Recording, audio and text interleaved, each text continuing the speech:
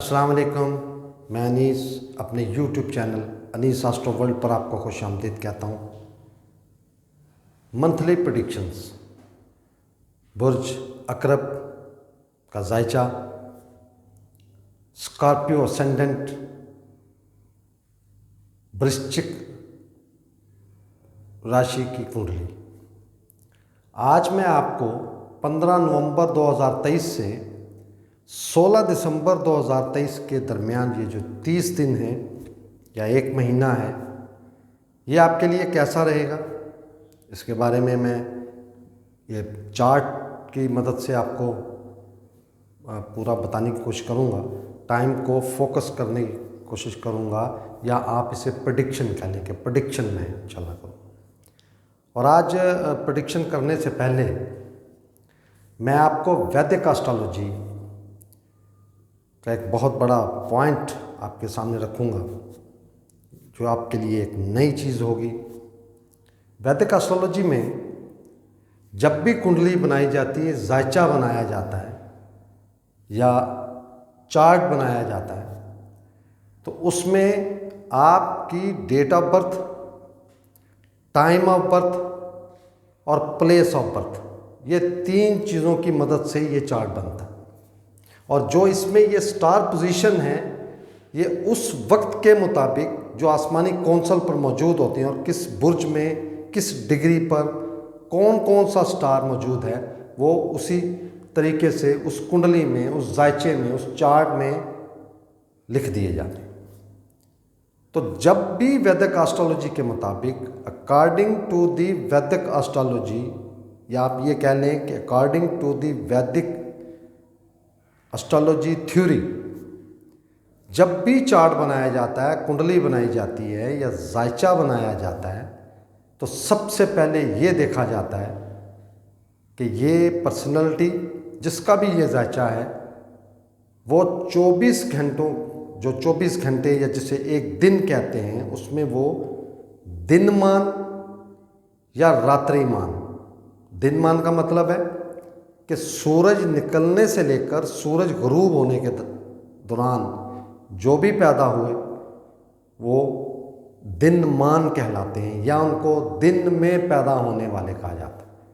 इसी तरह सूरज गुरूब होने से लेकर सूरज के दोबारा तलू होने तक या निकलने तक जो भी पैदा होते हैं, जिन जिन की पैदाइश होती, उनको वैदिक एस्ट्रोलॉजी में रात्रिमान कहा जाता है, या आप ये कह लें कि रात की पैदाइश।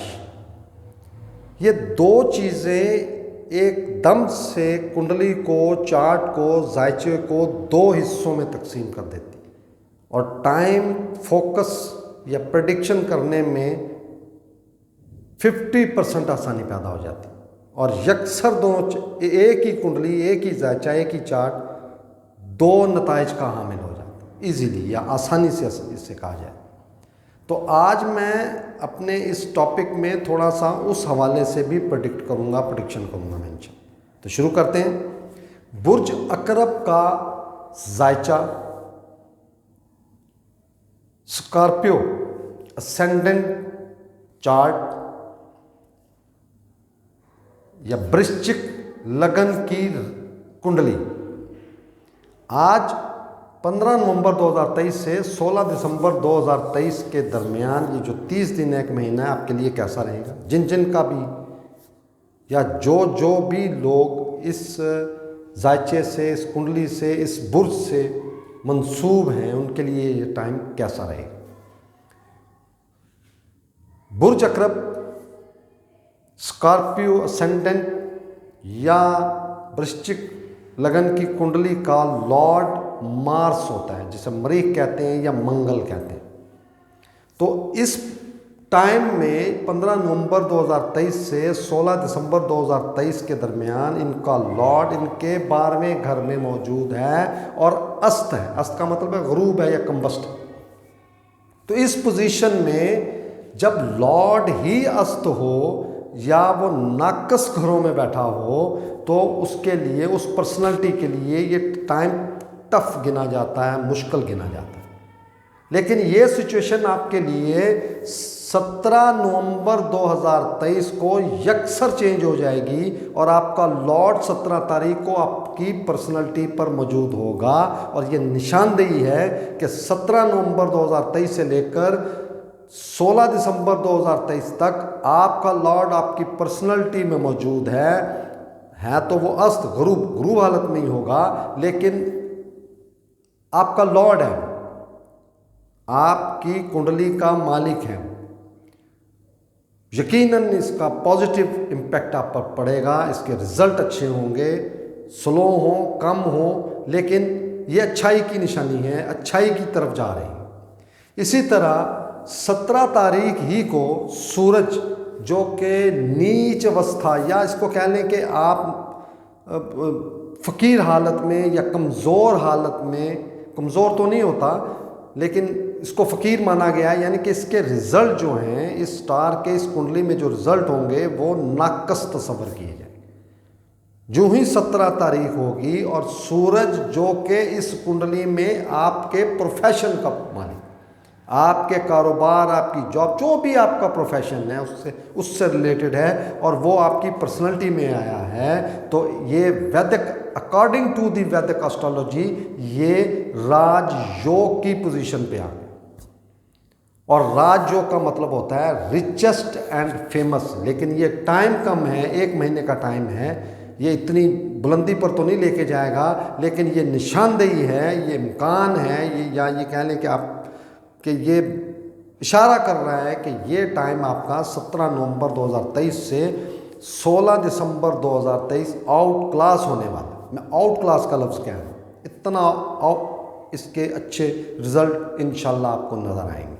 तो इसी तरह मार्स ये आपकी पर्सनैलिटी का भी मालिक है और साथ साथ आपके छठे घर का भी मालिक है।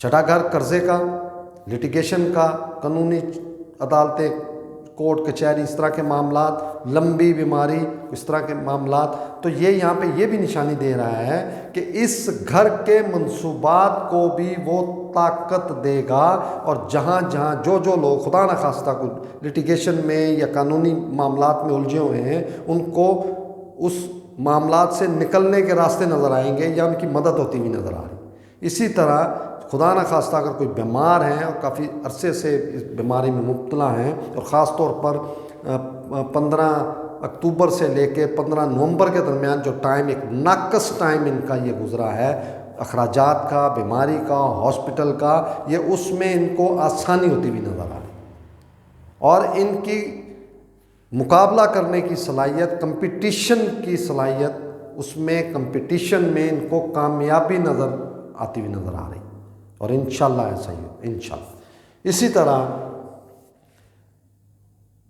मरकरी जो कि आपके 8वें घर का मालिक है और आपके 11वें घर का मालिक। 8वां घर सडनली होने वाले मामलात, सीक्रेट मामलात, ससुराल के मामलात, अचानक से होने वाले रोनमा होने वाले वाक़यात, एक्सीडेंटल वाक़यात जिसको कहते हैं वो, और आपकी ख्वाहिशात, आपकी छोटी छोटी बीमारियां और आपके बड़े बहन भाइयों का घर है और वो आपकी पर्सनैलिटी पर मौजूद है, जो कि एक अगर 11वें घर को देखा जाए तो ये भी यहाँ पर राजयोग बना के बैठा हुआ है और ये आपकी ख्वाहिशात को पूरा करने की जो इम्कान है या आपके जो आने वाला वक्त और मौजूदा वक्त जो है वो निशानदेही कर रहा है कि आपकी जो भी ख्वाहिशात हैं, आपके बड़े बहन भाइयों के साथ जो मामलात हैं, आपकी जो छोटी छोटी नज़ला ज़ुकाम, बुखार या आपके कोई जिस्म में दर्द, इस तरह के मामलात में आपको रिलैक्स होने का टाइम नज़र आ रहा है। इसी तरह सैटर्न, ज़ोहल या शनि ये अपनी मूल त्रिकोण राशि में आपके चौथे घर में, जो कि आपके सुख का घर है, आपकी ज़ाती सवारी का घर है, आपकी ज़ाती रिहाइश का घर है और आपकी वालदा से रिलेटेड घर, माँ से रिलेटेड घर, आपके नेटिव लैंड जहाँ पे आपकी पैदाइश हुई, जिस घर में पैदाइश हुई या जिस मोहल्ले में या जिस इलाके में आपकी पैदाइश हुई, ये उसको भी जाहिर करता है और ये यहाँ पर मौजूद है और अपनी मूल त्रिकोण राशि में मौजूद है और वैसे भी ये इस कुंडली के इसी घर का मालिक है। तो यहाँ पे ये एक बहुत अच्छा साइन, ख़ास तौर पर इस कुंडली के, इस जायचे के, इस चार्ट के जो पैदाइशी इंडिविजुअल चार्ट में जिस शख्स का, जिस मेरे बहन या भाई का ये सेटन अच्छे घरों में, आपके लगन में, दूसरे घर में, चौथे में, पाँचवें में, सातवें में, आपके नौवें में, आपके 10वें में या 11वें में मौजूद है, तो ये आपको नई रहाइश, नई गाड़ी और आपकी वालदा के मामलात, आपके नेटिव लैंड के मामलात को बहुत तक़वियत, ताकत देता हुआ नज़र आ रहा है। और ख़ास तौर पर इस टाइम में, चूँकि ये टाइम मैं बार बार इसलिए रिपीट कर रहा हूँ कि 30 अक्टूबर 2023 को एक बहुत ही नाकस योग, जिसे गुरु चंडाल योग कहा जाता है, वो ख़त्म हुआ है और अब ये चार्ट खुलना शुरू हो गया और अपने जितने भी स्टार्स हैं वो अपना अपना फल या अपना अपना रिजल्ट देने के लिए बिल्कुल तैयार हैं। और जिसकी कुंडली में, जायचे में, चार्ट में ये अच्छी पोजीशन पर बैठे हुए हैं, ये उनके लिए बहुत आला, बहुत अच्छा और ज़बरदस्त टाइम की निशानदेही कर रहा है। इसी तरह राहु, जो इनके छठे घर से ट्रांजिट होकर 30 अक्टूबर को इनके 5वें घर में, ये घर औलाद का घर है, एजुकेशन का घर है, रिसर्च का घर है, आपकी प्लानिंग का घर, आपके लव रोमांस का घर। तो यहाँ पर ये इस टाइम के दौरान ये मुनासिब ही रहेगा।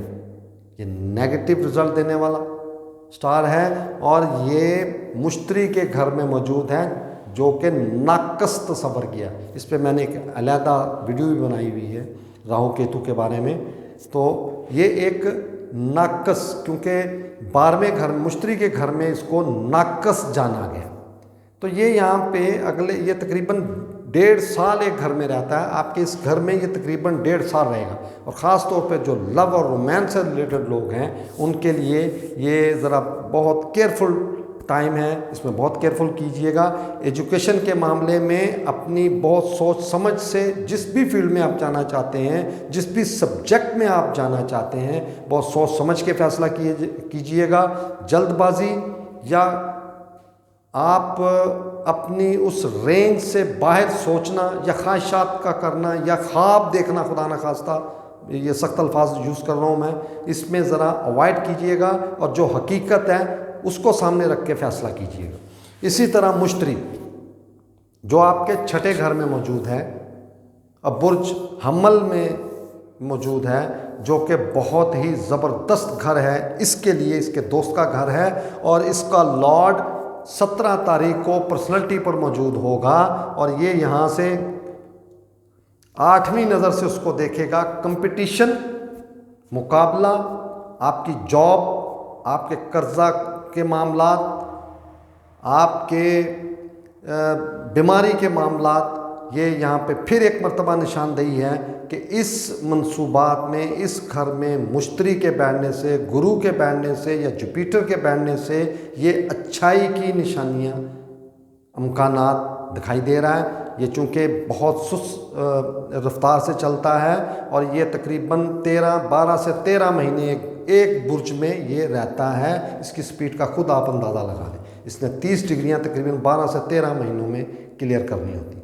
तो ये आहिस्ता आहिस्ता से आपके रुके हुए काम, आपकी रुकी हुई चीज़ें, आपके मामला जो उलझे हुए थे उनको आहिस्ता आहिस्ता से ये सॉल्व करना शुरू करेगा और आने वाले वक्त में इंशाल्लाह इसकी अच्छी निशानियाँ नज़र आ रही। इसी तरह वीनस इस चार्ट में आपकी पार्टनरशिप और आपके 12वें घर जो कि अखराजात का होता है उसका मालिक है और ये नीच अवस्था या आप कह लें कि फ़कीर हालत में मौजूद। ये यहाँ पे तकरीबन 30 नवंबर तक रहेगा। तो 30 नवंबर तक आपने अपनी ख्वाहिश के मुताबिक अगर कोई चीज़ नहीं लेनी है या आप कोई जो भी आपकी ख्वाहिश है ये उसको डिले कर सकता है, रुकावट डाल सकता है और ये सिचुएशन आपकी तकरीबन 30 नवंबर तक यही रहेगी।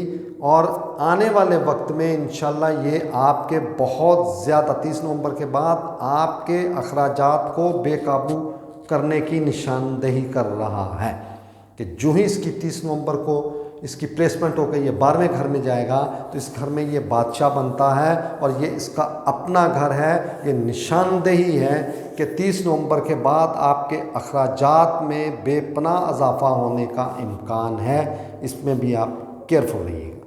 तो ये चार्ट मेरा मुकम्मल हो गया।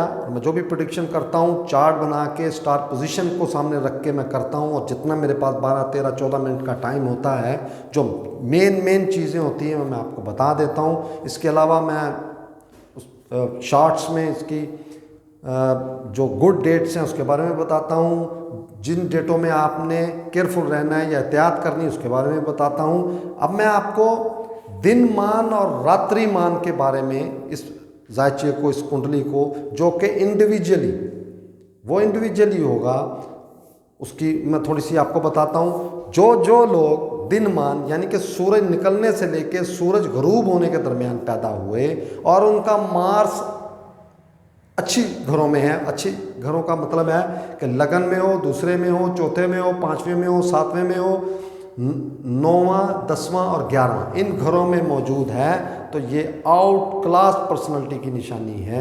और ये अगर ये लगन में होगा तो ये आर्मर्ड फोर्सेस या यूनिफॉर्म्ड सर्विसेज में जाने के चांसेस 80 से 90% हैं, या किसी भी खेल से रिलेटेड खिलाड़ी, नामवर खिलाड़ी, ये उन लोगों का जायचा होगा। और अगर यही पर्सनालिटी रात को पैदा हुई और उनकी वीनस या उनका मून अच्छे घरों में हुआ तो ये एक ज़बरदस्त और आउट क्लास जायचे की निशानदेही। ये इंडिविजुअली जो है एक जायचा, अलग अलग जायचा, जैसे थंब किसी के साथ मैच नहीं होता, सेम एज इट इज़ ये कुंडली, एक कुंडली भी दूसरी कुंडली के साथ मैच नहीं होती। या एक और चीज़ मैंने आपके इल्म में इजाफा कर दिया। तो दिन मान और रात्रि मान के बारे में मैं अलहदा से इंशाल्लाह डिटेल्ड वीडियो बनाऊंगा, और मुझे उम्मीद है इंशाल्लाह कि आपको मेरा ये प्रोग्राम पसंद आया होगा। और मुझे कमेंट्स भी किए, मेरा हौसला अफजाई भी किया कीजिए, मुझे कमेंट्स भी किया करें, और मेरे इंस्टा पे आप जो भी सवाल जो आप करना चाहें मैं हाज़िर हूँ। बहुत शुक्रिया। अस्सलाम वालेकुम जी।